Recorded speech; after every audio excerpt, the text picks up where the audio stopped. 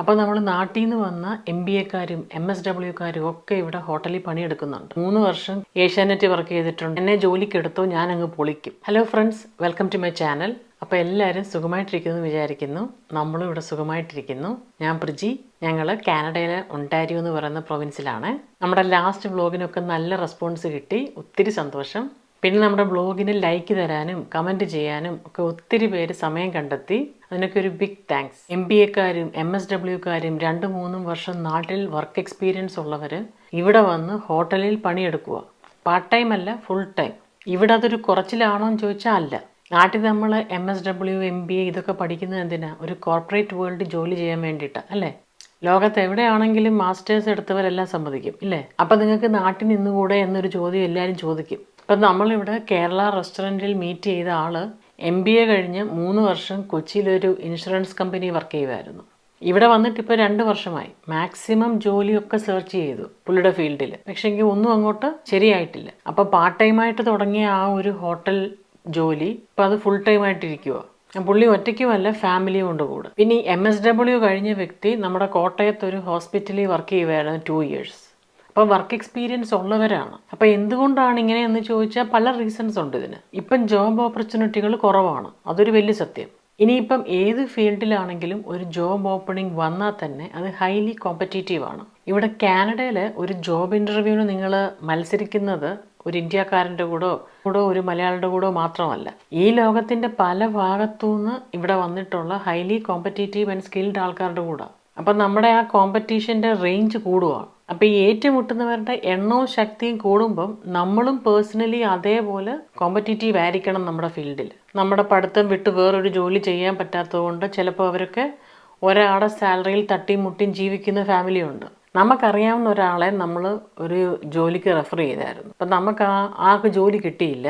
At least അവർക്ക് ആ interview നമ്മുടെ റെഫറൻസ് കൊണ്ട് കിട്ടി. ഇപ്പോൾ ജോലി കിട്ടാത്തതിൻ്റെ ഒരു ഫീഡ്ബാക്ക് ഞാൻ അറിഞ്ഞത്, അവർക്ക് ക്ലാരിറ്റിയിൽ ഇംഗ്ലീഷിൽ കാര്യങ്ങൾ പറഞ്ഞ് ഫലിപ്പിക്കാനുള്ള ആ ഒരു സ്കില്ലില്ല. അപ്പം നമ്മൾ കാനഡ പോലത്തെ ഒരു രാജ്യത്തോട്ട് വരുമ്പോൾ നമുക്ക് സക്സസ്ഫുള്ളി സെറ്റിൽ ആകണം എന്നുണ്ടെങ്കിൽ കമ്മ്യൂണിക്കേഷൻ സ്കില്ല് കുറച്ചൊക്കെ മാൻഡേറ്ററി ആണ്. നമ്മുടെ ആറ്റിറ്റ്യൂഡ്, എനർജി, കമ്മ്യൂണിക്കേഷൻ സ്കിൽ ഇതൊക്കെ നമ്മൾ ഡെവലപ്പ് ചെയ്തെടുക്കാൻ പറ്റുന്നതേ ഉള്ളൂ. കുറച്ചൊന്ന് എഫേർട്ട് ഇട്ടാൽ മതി. പിന്നെ നമുക്ക് പേഴ്സണലി അറിയാവുന്ന കുറച്ച് ഫ്രണ്ട്സും ഉണ്ട്. അവരും നല്ല വിദ്യാഭ്യാസവും നോളജും ഒക്കെ ഉണ്ട്. പക്ഷെങ്കിൽ കമ്മ്യൂണിക്കേഷൻ സ്കില്ലിൻ്റെ ഒരു പ്രോബ്ലം കാരണം സ്റ്റക്കായിട്ടുണ്ട്, ജോബില്ലാതെ. വേറെ ഒത്തിരി പേരുണ്ട് പഠിത്തത്തിനനുസരിച്ചുള്ള ജോലി കിട്ടാത്തതുകൊണ്ട് വീട്ടിലിരിക്കുന്നുണ്ട്. അവസരങ്ങൾ എപ്പോഴും നമ്മുടെ വാതിലിൽ മുട്ടത്തില്ല. നമ്മൾ ഓരോ ടൈമിൽ ചെയ്യേണ്ട കാര്യങ്ങൾ, പറയേണ്ട കാര്യങ്ങളൊക്കെ ആ ടൈമിൽ തന്നെ ചെയ്യണം. എന്നാലേ നമുക്ക് ആ ഒരു റിസൾട്ടും ഔട്ട്പുട്ടും ഉണ്ടാകത്തുള്ളൂ ലൈഫിൽ. പലരുടെയും വിചാരം ഇൻ്റർവ്യൂവിന് ചെല്ലുന്നു, അവർ കുറച്ച് ക്വസ്റ്റ്യൻസ് ചോദിക്കും, അപ്പം നമ്മൾ കുറച്ച് ആൻസേഴ്സ് പറയുന്നു, കഴിഞ്ഞു, എല്ലാം ശുഭം, എന്നെ ജോലിക്ക് എടുത്തോ, ഞാൻ അങ്ങ് പൊളിക്കും. ജോബ് ഇൻ്റർവ്യൂവിനാണ് മോനെ നമ്മൾ പൊളിക്കേണ്ടത്, പിന്നീട് പൊളിക്കാനുള്ള അവസരം കിട്ടത്തില്ല.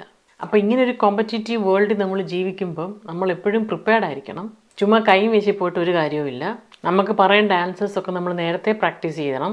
അപ്പോൾ ഒരു ജോബ് ഇൻ്റർവ്യൂവിന് വേണ്ടി ഫുൾ എഫേർട്ട് ഇട്ടിട്ട് നമ്മൾ കാര്യങ്ങൾ നല്ല ക്ലാരിറ്റിയിൽ അവതരിപ്പിക്കുക. ഇതൊക്കെ ഇമ്പോർട്ടൻറ്റ് ടിപ്സാണ് നമുക്കൊരു ജോലി കിട്ടുക എന്നുള്ളതിന്. പിന്നെ നമ്മൾ സിറ്റി ചൂസ് ചെയ്യുമ്പം നമുക്ക് ജോലിക്ക് സാധ്യതയുള്ള സിറ്റി ആണോ എന്ന് നമ്മളൊന്ന് ചെറുതായിട്ടൊന്ന് റിസർച്ച് ചെയ്യണം. ഇപ്പം ജോബ് ഓപ്പണിങ്സ് കൂടുതലാണെങ്കിൽ നമുക്ക് ജോലി കിട്ടാനുള്ള സാധ്യതയും കുറച്ച് കൂടുമല്ലോ.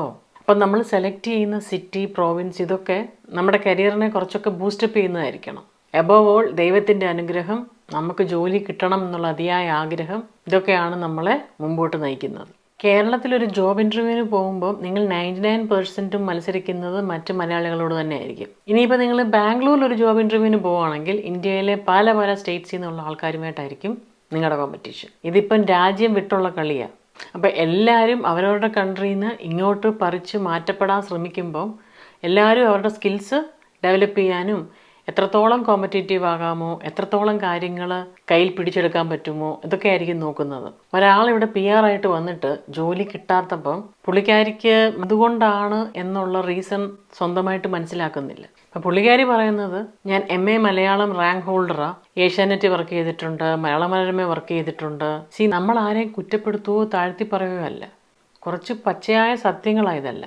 എനിക്ക് ഇത്ര വർഷം എക്സ്പീരിയൻസ് ഉണ്ട്, ഇതൊന്നും പറഞ്ഞിട്ട് കാര്യമില്ല ഇവിടെ. ഇപ്പം പുള്ളിക്കാരിയെ സംബന്ധിച്ച് ഞാൻ ഏഷ്യാനെറ്റ് വർക്ക് ചെയ്തിട്ടുണ്ട്, മലയാള മനോരമ വർക്ക് ചെയ്തിട്ടുണ്ട്, ആ എക്സ്പീരിയൻസോ പുള്ളിക്കാരുടെ സബ്ജക്റ്റ് നോളജോ കാനഡയിൽ ചിലവാകത്തില്ല.